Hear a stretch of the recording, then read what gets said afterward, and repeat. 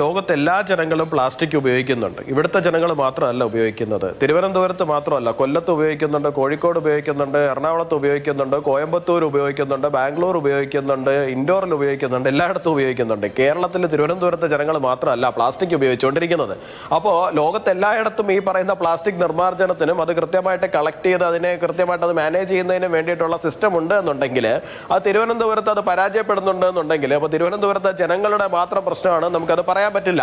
Accountability എന്ന് പറയുന്ന ഒരു സാധനം ഉണ്ടാകണം. അതിനാണ് താഴെത്തട്ട് തൊട്ട് ലോക്കൽ സെൽഫ് മുതൽ ഏറ്റവും മുകൾ തട്ട് വരെയുള്ള ഗവൺമെന്റുകൾ നമ്മൾ ഇവിടെ നാട്ടിൽ നിലനിൽക്കുന്നത്. ഇവിടെ അത് പരാജയപ്പെട്ടിട്ടുണ്ട് എന്നുണ്ടെങ്കിൽ അത് ഇവിടുത്തെ ലോക്കൽ സെൽഫ് ഗവൺമെന്റിന്റെ പരാജയം കാരണം മാത്രമാണ് എന്നുള്ള കാര്യം സമ്മതിക്കണം. ഒന്ന്. രണ്ട്, ശ്രീ അംശു വാസുദേവൻ ഇപ്പോൾ അദ്ദേഹം പറഞ്ഞൊരു കാര്യമുണ്ട്. എന്താണ്, കഴിഞ്ഞ തവണ കിള്ളിപ്പാലത്ത് അട്ടക്കുളങ്ങര കിള്ളിപ്പാലം റോഡിലെ വെള്ളം കെട്ടി, ഇത്തവണ കെട്ടിയോ ഇല്ലയോ എന്നുള്ള കാര്യം ഞാൻ പോയി നോക്കാൻ പറഞ്ഞു. ഞാൻ എന്തിനാ പോയി നോക്കുന്നത്? മാധുവിന് ഞാൻ 2 ചിത്രങ്ങൾ വാട്സാപ്പ് ചെയ്തിട്ടുണ്ട്. 6 മണിക്കൂർ മുമ്പ് മാതൃഭൂമി ന്യൂസ് തന്നെ റിപ്പോർട്ട് ചെയ്തിരിക്കുന്ന ഒരു വാർത്തയുടെ സ്ക്രീൻഷോട്ട് ആണ്. അതിന്റെ അകത്ത് കൃത്യമായിട്ട് അട്ടക്കുളങ്ങരയിലുള്ള വെള്ളക്കെട്ട് നിങ്ങൾ തന്നെ റിപ്പോർട്ട് ചെയ്തിട്ടുണ്ട്. അല്ലല്ല ശ്രീ അംശു വാസുദേവൻ, ഞാനൊന്ന് പറഞ്ഞോളട്ടെ. അതിനകത്ത് വളരെ കൃത്യമായിട്ട് മാധുവിന് തന്നെ നോക്കിയാൽ അറിയാം, മാതൃഭൂമിയുടെ തന്നെ വാർത്തയാണ്. അതിനകത്ത് അട്ടക്കുളങ്ങരയിലെ വെള്ളക്കെട്ടിന്റെ ചിത്രമുണ്ട്, തൊട്ടപ്പുറത്ത് കിള്ളിപ്പാലത്തുള്ള വെള്ളക്കെട്ടിന്റെ ചിത്രവും ഉണ്ട്. അപ്പൊ ഇപ്പൊ വെള്ളം കയറിയില്ല എന്നായി താങ്കൾ കുറച്ചു നേരത്തെ പറഞ്ഞത്. കഴിഞ്ഞ തവണ വെള്ളം കയറിയ സ്ഥലങ്ങളിലൊന്നും ഇത്തവണ വെള്ളം കയറിയില്ല പറഞ്ഞത്. അല്ല, അദ്ദേഹം പറഞ്ഞ അവിടെ ഒരു സ്ലാബ് ഈ പറയുന്ന ജലമൊഴുക്കിന് തടസ്സമായി വീണു പോയത് കൊണ്ടാണ് ഈ പ്രശ്നം ഉണ്ടായത്. അത് പെട്ടെന്ന് തന്നെ പരിഹരിച്ചു എന്നുള്ളതാണ് അംശു പറയുന്നത്. അല്ലല്ല, അത് മാധു അദ്ദേഹം ആദ്യത്തെ റൗണ്ടിൽ പറഞ്ഞത് കഴിഞ്ഞ തവണ വെള്ളം കയറിയ ഒരിടത്തും ഇത്തവണ കയറിയില്ല. 7 മാസങ്ങൾക്ക് മുമ്പ് ഞാൻ അനുഭവിച്ച ദുരിതമാണ് റോഡിൽ ഞാൻ പറഞ്ഞത്.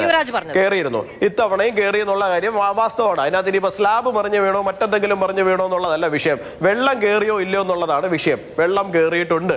ശ്രീ അംശു വാസുദേവൻ ഇവിടെ ഇരുന്നു കൊണ്ട് ബോധവൽക്കരണത്തെ കുറിച്ചിട്ടൊക്കെ പറയുന്നുണ്ട്. ബോധവൽക്കരണം പരാജയപ്പെട്ടതുകൊണ്ടാണ് എന്നുള്ള കാര്യം. അതായത് നിങ്ങൾ പറഞ്ഞു വരുന്നത് തലസ്ഥാനത്തുള്ള ജനതയ്ക്ക് ബോധമില്ലാത്തത് കൊണ്ടാണ് അവിടെ ഈ പറയുന്ന വെള്ളക്കെട്ട് ഉണ്ടാകുന്നത് എന്നുള്ള തലത്തിലാണ് താങ്കൾ പറഞ്ഞു വരുന്നത്. ഇവിടെ ബോധമില്ലാത്തതും ബോധവൽക്കരണം വേണ്ടതും ഒരാൾക്കാണ്. അത് തലസ്ഥാനത്തെ നഗരസഭ ഭരിക്കുന്ന ആൾക്കാർക്കാണ് ബോധമില്ലാത്തതും.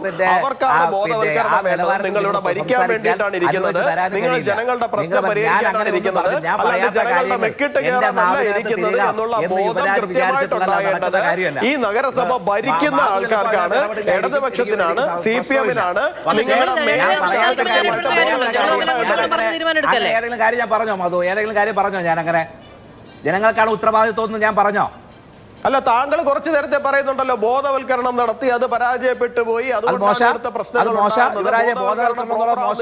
എന്നൊക്കെയാണല്ലോ താങ്കൾ പറഞ്ഞ മോശ. അത് മോശ ബോധവൽക്കരണം നടത്തേണ്ടതുണ്ട്. അത് ആ മേയർക്കാണ് ബോധവൽക്കരണം നടത്തേണ്ടതാണ്. അവർക്കാണ് നരേന്ദ്രമോദിക്ക് നടത്തിയാൽ മതി. നരേന്ദ്രമോദിക്ക് ബോധം ഉണ്ടാക്കിയാൽ മതി. നരേന്ദ്രമോദിക്ക് നടത്താനുള്ള ഞങ്ങൾ നടത്തി. നടത്തിയാൽ മതി. അപ്പൊ മേയറെ കാര്യം നിങ്ങൾ നോക്കണ്ട. മേയർക്ക് ബോധം കൽപ്പിക്കാൻ യുവരാജിന്റെ സർട്ടിഫിക്കറ്റ് ഒന്നും വേണ്ട. അത് വേണ്ട. അത് അങ്ങനെ തന്നെ പറയും. അങ്ങനെ മേയറെ വായി തോന്നുന്നത് പറയുകയും നരേന്ദ്രമോദിയെ പറയുമ്പോൾ കൊള്ളുകയും ചെയ്യണ്ട. മേയറെ വായി തോന്നിയതൊക്കെ പറഞ്ഞിട്ട് നരേന്ദ്രമോദിയെ പറയുമ്പോൾ പ്രധാനമന്ത്രിയാണെങ്കിലും മേയറാണെങ്കിലും ജനങ്ങളുടെ വോട്ട് വാങ്ങി വിജയിച്ചവരാണ്.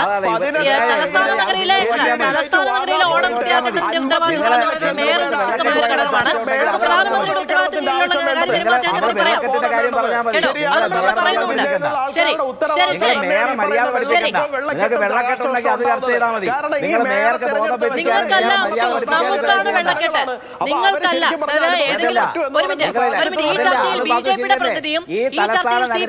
നിങ്ങൾക്കല്ല. താമസിക്കുന്ന ഈ തലസ്ഥാന നഗരിയിൽ നമ്മൾ വെള്ളക്കെട്ട് അനുഭവിക്കുന്നുണ്ടെങ്കിൽ അത് ചർച്ച ചെയ്യും. നിങ്ങൾ മേയർക്ക് ക്ലാസ് എടുക്കാനും മേയറെ ബോധ്യം വരുത്താനൊന്നും നിങ്ങൾ വെള്ളക്കെട്ടിന്റെ കാര്യം വരുമ്പോൾ മേയറെ കുറ്റം പറയാൻ പാടില്ലേ?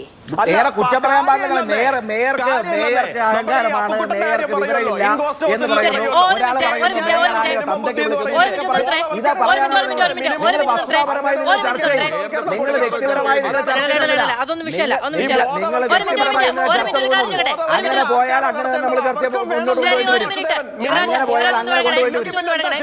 യുവരാജ് ഒന്ന് വഴങ്ങണേ, അംശം ഒന്ന് വഴങ്ങണേ.